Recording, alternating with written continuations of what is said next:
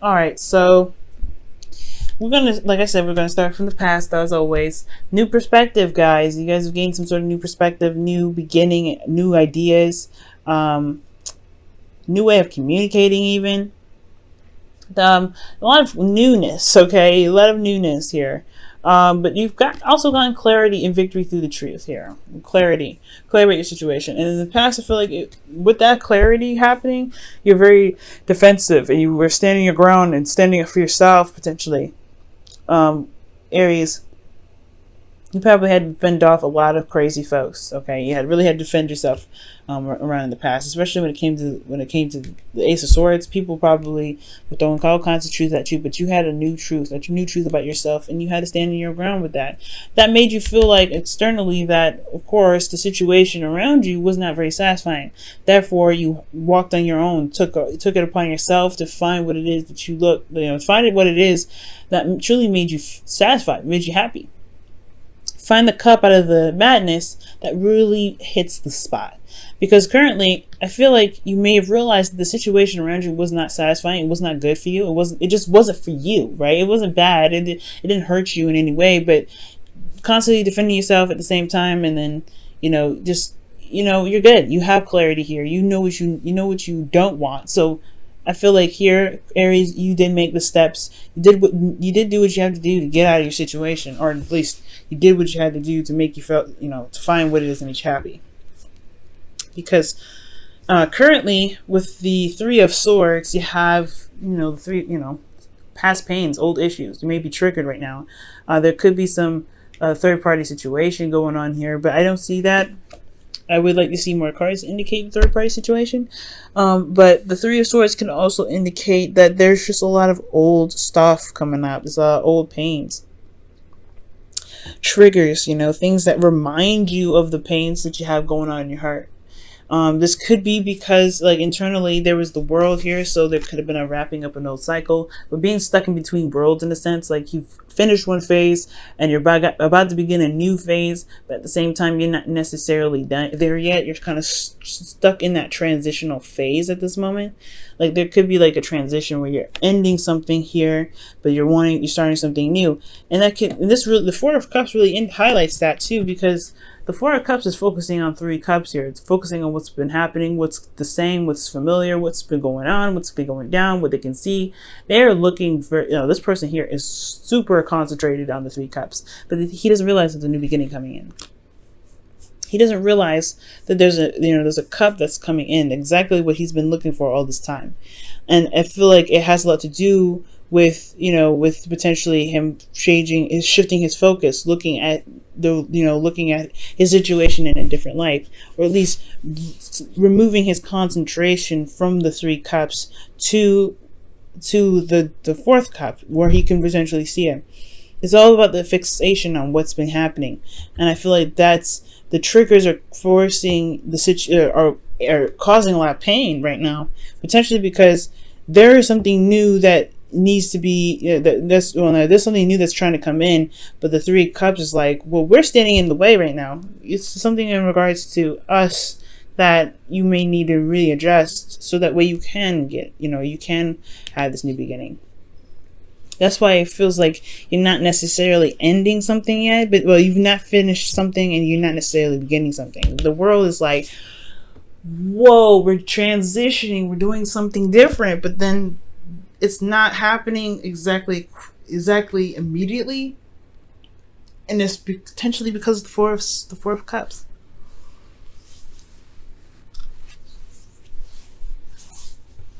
So, with that being said, I do get this feeling that the Three of Swords is really what's going to, believe it or not, help.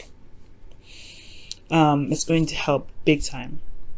Whatever was dissatisfying in the past, whenever you had to stand up for yourself regarding the past, whatever new perspective you gained from the past here, I really feel like this can really help you with this trigger situation and the past pains and things like that. The things that that's a big focus at this time,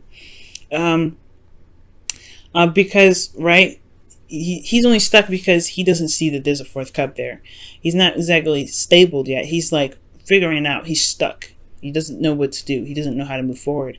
He doesn't know where else to, what other journeys lie within these 3 cups. But there's a new cup coming in. There's a new thing that's like, hey, this was fresh. Take it. But he doesn't see that. He doesn't know that there's even a cup being offered to him behind. Well, so there's not even a cup. He doesn't realize there's a cup even available for him behind him. Okay, and I feel like the shifting focus portion of what it is that your emotions are trying to tell you, or what your emotions are, or really pretty much releasing what's been going on, releasing what's happening emotionally, so that way you can feel more emotionally aware of what's going on. Because he's not emotionally aware. He's very focused on this. He's very concentrated on this. He's very much focused on this. He's not hearing anything else. But if he released what's in front of him, if he just released that, let it go, move forward. Not necessarily move forward, but just like understand that that's there, and just truly allow himself to meditate right now. I think he would like his emotion, his intuition would guide him towards the cup that he's been looking for all this time, which is really where he's been walking to this entire, like, you see it, right? He's been defensive to defensive. I don't like this crap. And now he's looking at what he's been through, looking at everything that he's been, everything someone said to him. He's got a lot of emotional stuff that he's stuck on. But if you forgave this energy, or at least released it in some sort of way, been open to allow his intuitions and his emotions to be open, he could feel that there's something floating behind him. His sensors would go off. He'd be like, hey, look, there's something new happening. So I feel like there is, this new perspective is here, being emotionally aware of what it is that you don't want. Right here, that's why I believe, like, this situation here, Aries, where there was a lot of defensiveness and things like that, it was because you became more and more aware of what your true and heart's desire was, or wasn't, in your situation. That was hearing your heart for the first time. That's what it looks like. Feeling your heart for the first time, and you're almost there, you're almost completing it, and now you released whatever it was that wasn't satisfying you, somewhat, to some degree. But there's something. The past is still lingering. The past is still here, and I feel like it's the biggest test of all, right? What does your heart say now in regards to what it is that you want? What does your heart say now, and what is your heart trying to alert you that you may not be hearing because of the triggers? The triggers should be, the triggers are about what you may need to release and what could be blocking you. Because, right, these swords are blockages in the heart here. It can't pump efficiently. It can't operate or move in the way it should because of the swords. And that's the biggest thing. Triggers are not the blockages. The triggers alert you of the blockages that potentially keep you from fully ending the cycle. But I feel like if you heard it here in the past, you can definitely hear it here. It just may be hard to look at these issues and pull out the swords, because obviously it's going to hurt when you pull them out. But that's why you have healing in the future. All right? It's going to be hard to pull them out, but at least your part can pump efficiently. You can work. Everything will start to work in the way it's supposed to. So that way you can hear this new beginning, or feel this new beginning right behind you. And I feel like when you tap into that intuitive energy again, when you really allow yourself to feel what's going on around you with this Four of Swords, you'll be able to heal, overcome that pain that you may be feeling. And then the Ten of Wands, right? I know it's a burden, right? It's a great burden, but I feel like it's the ending of a cycle. At the end of the day, you're ending that cycle. You're putting it to rest, and then at the you're healing because the cycle's ending. You can take a moment. You can put the wands down.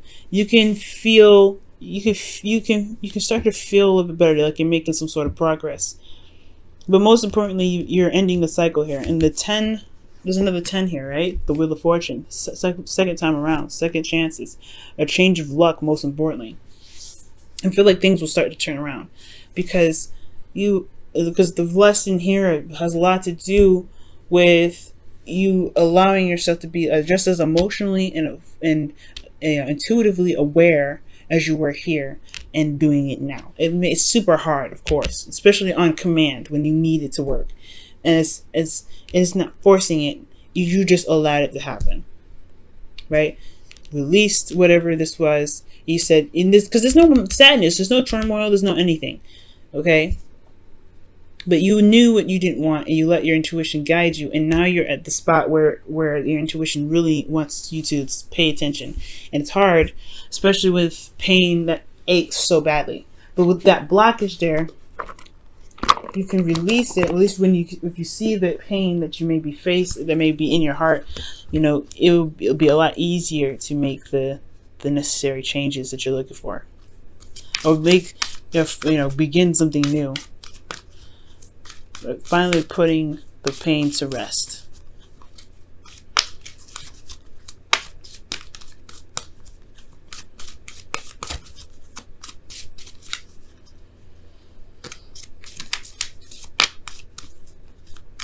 Alright, let's see what your romance angel says. Wow, religious factors is coming up. Holy.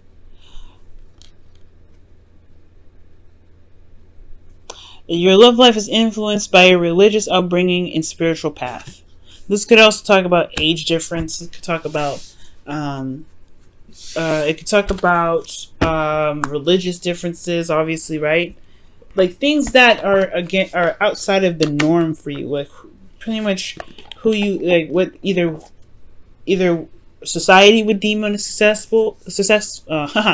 Oh, I'm so sorry about my tongue tidiness, guys.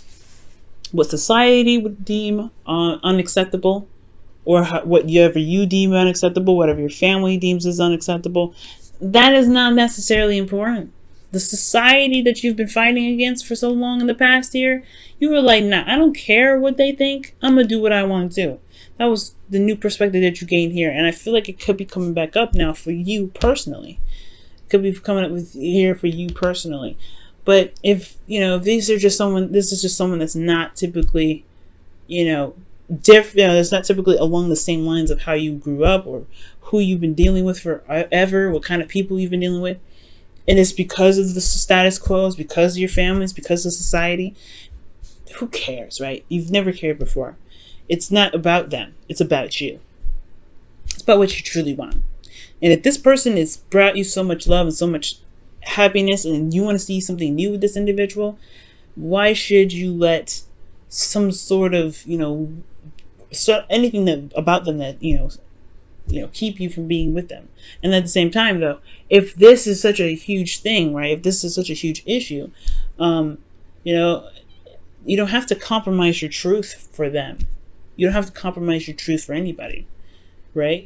This is your truth. If you can't, this is just a deal breaker. This is a deal breaker. At the end of the day, they lost out. Sorry.